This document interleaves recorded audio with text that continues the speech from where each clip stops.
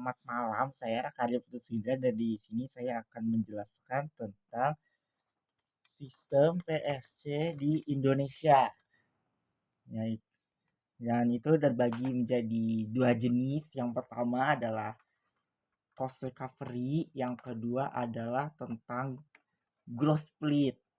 Untuk alur cost recovery adalah sebagai berikut, dimulai dari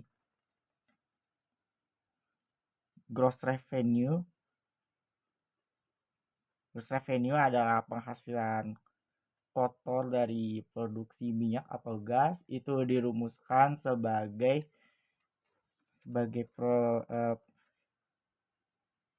produksi kumulatif minyak atau gas yang dikalikan dengan harga dari minyak atau gas itu.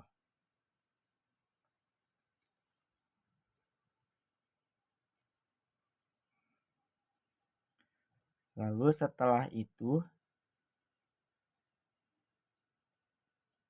penghasilan kotor tadi diteruskan ke FTP, yaitu First Trans Petroleum, yang bertujuan agar pemerintah bisa mendapatkan penghasilan lebih awal.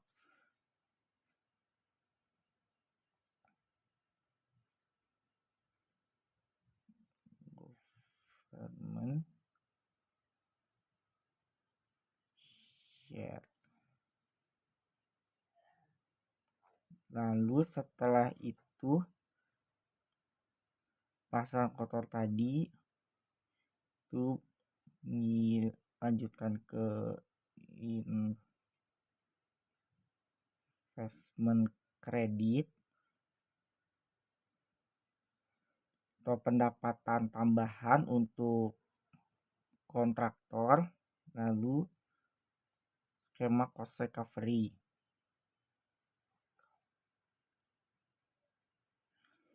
Cost recovery ini bertujuan untuk biaya-biaya seperti dari sunk cost, capex, dan opex itu di reimburse oleh pemerintah pada kontraktor.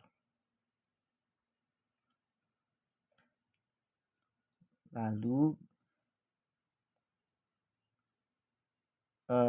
penghasilan revenue tadi itu dibagi sesuai dengan kesepakatan antara pemerintah dan juga kontraktor. Pembagian tadi itu sudah dikurangi dari FTP, lalu investment credit, dan juga cost recovery.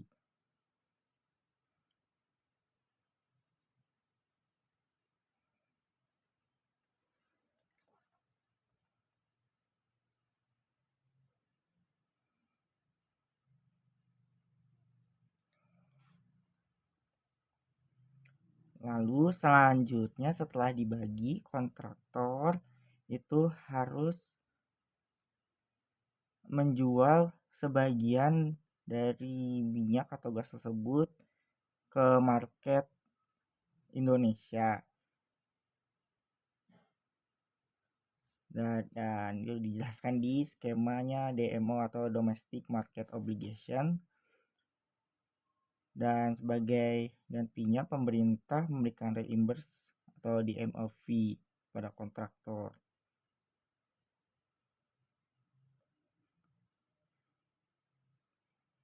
Lalu sebelumnya tadi BOS recovery dan investment credit itu diberikan ke kontraktor setelah skema DMO.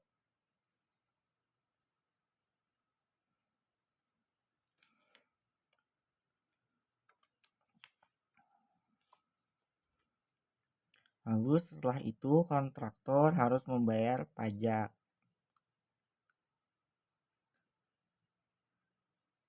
Pajak itu akan mengalir ke pemerintah.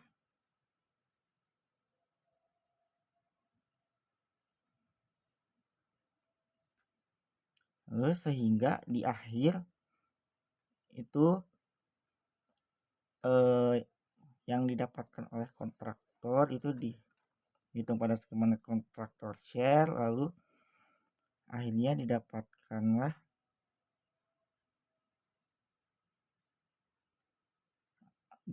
apa yang didapatkan oleh pemerintah dan juga kontraktor.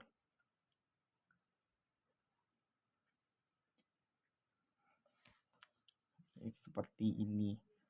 Lalu selanjutnya adalah skema yang kedua, yaitu gross split.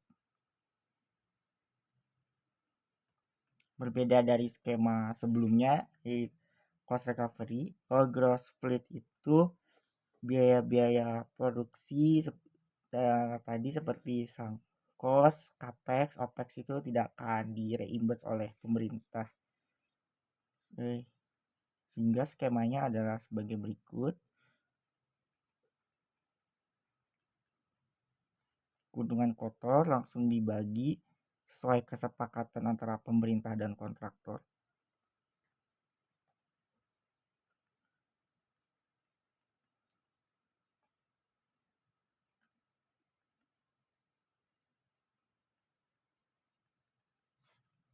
Lalu selanjutnya sama seperti cost recovery tadi, di skema ini juga kontraktor harus menjual sebagian minyak atau gasnya ke Indonesia, lalu di reimburse di skema DMOV.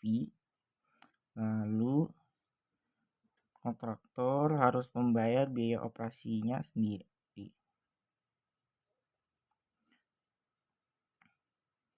Lalu dikurangi pajak.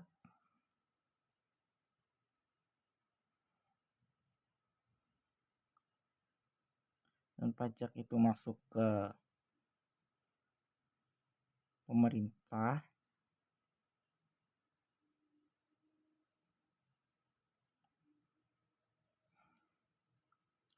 Sehingga kontraktor mendapatkan penghasilan bersih yang itu sudah dikurangi oleh pajak dan juga biaya operasi.